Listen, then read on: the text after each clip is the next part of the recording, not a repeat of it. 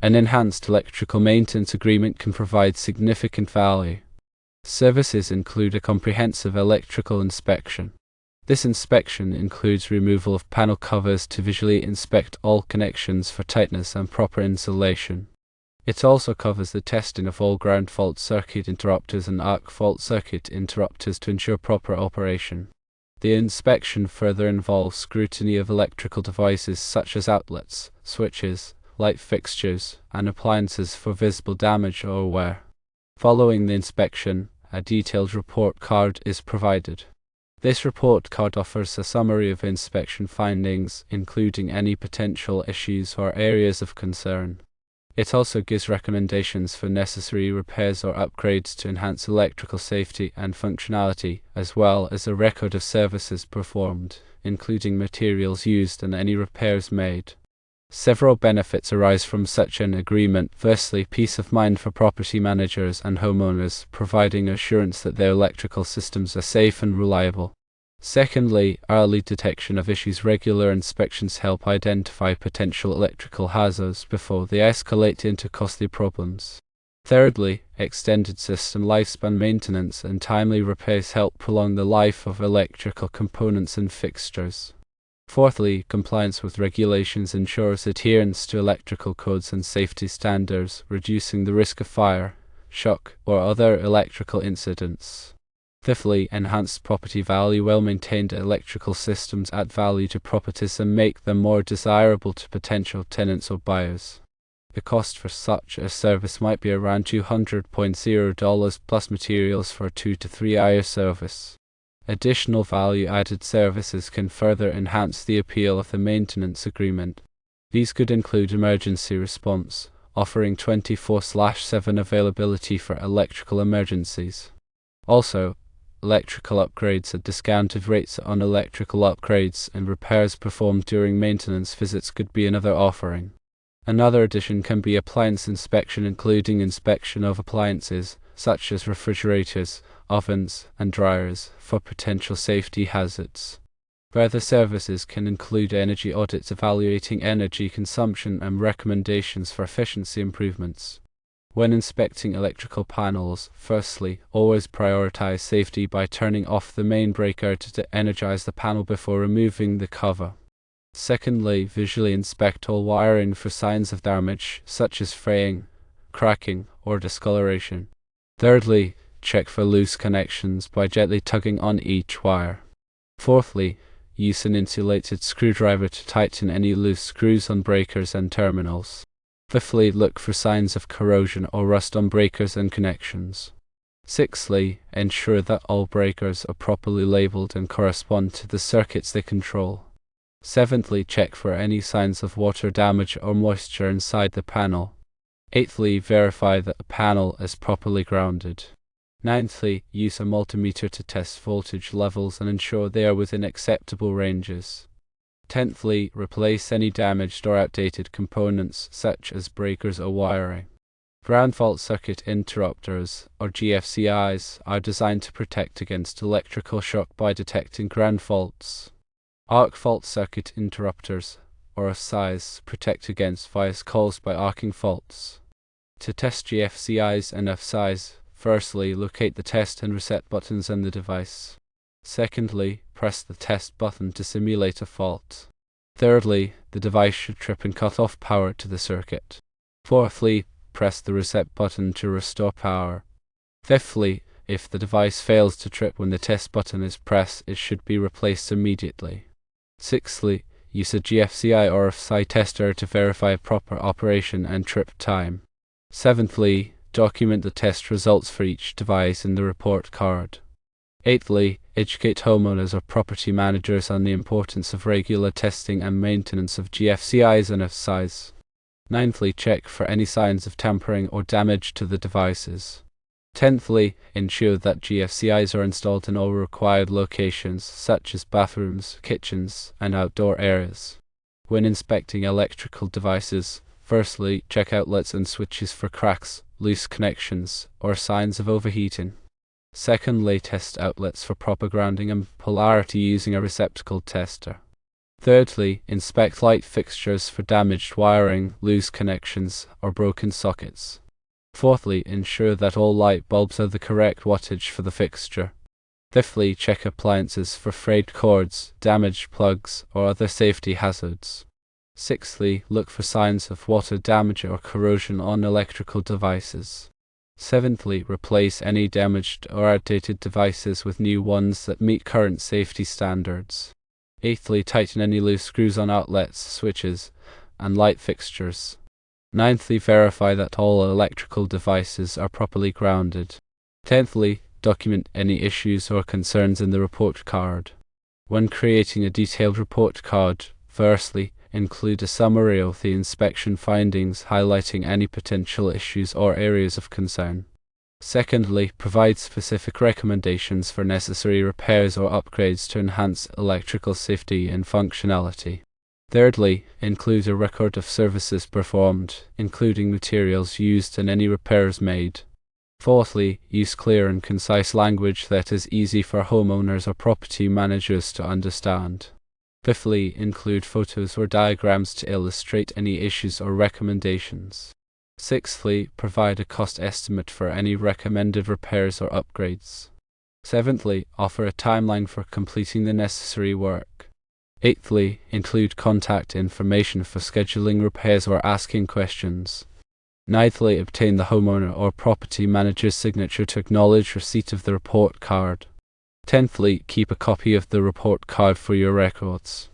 To ensure compliance with electrical codes and safety standards, firstly, familiarize yourself with the National Electrical Code, or NEC, and any local electrical codes. Secondly, ensure that all electrical work is performed by a licensed electrician. Thirdly, use only approved electrical materials and equipment. Fourthly, follow all manufacturer's instructions for installation and maintenance. Fifthly, obtain the necessary permits and inspections for any electrical work. Sixthly, keep records of all electrical work performed, including permits, inspections, and materials used. Seventhly, educate homeowners or property managers on electrical safety and code compliance. Eighthly, stay up to date on any changes or updates to electrical codes. Ninthly, correct any electrical code violations promptly. Tenthly, consult with a qualified electrical inspector or engineer if you have any questions or concerns. When dealing with emergency response situations, firstly, ensure that you have the necessary training and qualifications to handle electrical emergencies. Secondly, respond promptly to any emergency calls.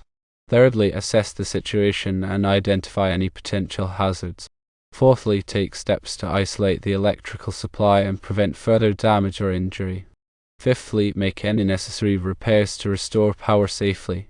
Sixthly, communicate clearly with homeowners or property managers throughout the process. Seventhly, document all emergency response activities in detail. Eighthly, follow all safety protocols and procedures. Ninthly, coordinate with other emergency responders as needed. Tenthly, provide guidance and support to homeowners or property managers after the emergency. When offering electrical upgrades, firstly, assess the existing electrical system to determine its capacity and condition. Secondly, identify any areas where upgrades are needed to meet current demands or improve safety. Thirdly, provide homeowners or property managers with a range of upgrade options to choose from. Fourthly, explain the benefits and costs of each option. Fifthly, use only approved electrical materials and equipment for upgrades. Sixthly, follow all manufacturers' instructions for installation and maintenance. Seventhly, obtain the necessary permits and inspections for any electrical upgrades. Eighthly, test the upgraded system to ensure it is functioning properly. Ninthly, provide homeowners or property managers with documentation of the upgrades performed. Tenthly, offer ongoing maintenance and support for the upgraded system. When performing appliance inspections, firstly, visually inspect appliances for any signs of damage, such as frayed cords, cracked housings, or loose connections. Secondly, test appliance functionality to ensure they are operating properly. Thirdly, check for any potential safety hazards, such as gas leaks or carbon monoxide emissions. Fourthly, clean appliances to remove any dust, dirt, or debris. Fifthly, lubricate moving parts as needed. Sixthly, replace any damaged or worn components. Seventhly, calibrate appliance settings to ensure optimal performance. Eighthly, provide homeowners or property managers with recommendations for appliance maintenance and care. Ninthly, document all inspection findings and any actions taken. Tenthly, follow all safety protocols and procedures. During energy audits, firstly, evaluate the energy consumption of the property. Secondly, identify areas where energy is being wasted. Thirdly, recommend energy-efficient upgrades and improvements. Fourthly, provide homeowners or property managers with estimates of potential energy savings. Fifthly, assist homeowners or property managers in implementing energy-saving measures. Sixthly, monitor energy consumption after upgrades to verify savings. Seventhly, provide ongoing support and advice to homeowners or property managers. Eighthly, document all audit findings and recommendations. Ninthly, stay up to date on the latest energy-efficient technologies and practices. Tenthly, promote energy conservation and sustainability. To determine the appropriate wire size for electrical circuits, firstly, calculate the load in amps that the circuit will carry. Secondly, refer to the National Electrical Code, or NEC, Table 310.15b16 to determine the ampacity of different wire sizes based on their insulation type and temperature rating. Thirdly, select a wire size that has an ampacity equal to or greater than the calculated load. Fourthly, consider voltage drop, especially for long circuit runs. Fifthly, use a voltage drop calculator to determine the voltage drop for the selected wire size. Sixthly, if the voltage drop exceeds the recommended limit of 3%, increase the wire size to reduce voltage drop. Seventhly, ensure that the wire is properly protected by an overcurrent device, such as a circuit breaker or fuse, that is sized appropriately for the wire's ampacity. Eighthly, follow all NEC guidelines and local electrical codes when selecting wire sizes. Ninthly, consult with a qualified electrician if you have any questions or concerns about wire sizing. Tenthly, document all wire size calculations and decisions. Regarding overcurrent protection, firstly, determine the ampacity of the circuit's wiring. Secondly, select an overcurrent device, such as a circuit breaker or fuse, that has a rating equal to or less than the wire's ampacity. Thirdly, ensure that the overcurrent device is of the correct type and voltage rating for the circuit. Fourthly, install the overcurrent device in a readily accessible location. Fifthly, label the overcurrent device clearly to indicate the circuit it protects. Sixthly, test the overcurrent device to ensure it is functioning properly. Seventhly, replace any faulty or damaged overcurrent devices immediately. Eighthly, follow all NEC guidelines and local electrical codes when selecting and installing overcurrent protection. Ninthly, consult with a qualified electrician if you have any questions or concerns about overcurrent protection. Tenthly, document all overcurrent protection decisions and installations. When grounding and bonding electrical systems, firstly, ensure that all metal enclosures and equipment are properly grounded to provide a low impedance path for fault current. Secondly, bond all metal components together to create an equipotential plane and prevent voltage differences. Thirdly, use approved grounding and bonding connectors and hardware. Fourthly, follow all NEC guidelines and local electrical codes when grounding and bonding electrical systems. Fifthly, test the grounding and bonding system to verify its effectiveness. Sixthly, inspect the grounding and bonding system regularly for any signs of damage or corrosion. Seventhly, repair any deficiencies in the grounding and bonding system promptly. Eighthly, consult with a qualified electrician if you have any questions or concerns about grounding and bonding. Ninthly, document all grounding and bonding decisions and installations. Tenthly, understand that proper grounding and bonding are essential for electrical safety and preventing electrical shock hazards. Regarding surge protection, firstly, install surge protective devices, or SPDs, at the main electrical panel to protect the entire electrical system from voltage surges. Secondly, install SPD at individual outlets to protect sensitive electronic equipment. Thirdly, select SPD that are rated for the appropriate voltage and surge current capacity. Fourthly, ensure that SPD are properly grounded. Fifthly, monitor SPD regularly for any signs of failure. Sixthly, replace any faulty or damaged SPD promptly. Seventhly, follow all manufacturer's instructions for installation and maintenance of SPD. Eighthly, consult with a qualified electrician if you have any questions or concerns about surge protection. Ninthly, document all SPD installations. Tenthly, remember that surge protection is an important measure for protecting electrical equipment from damage caused by voltage surges.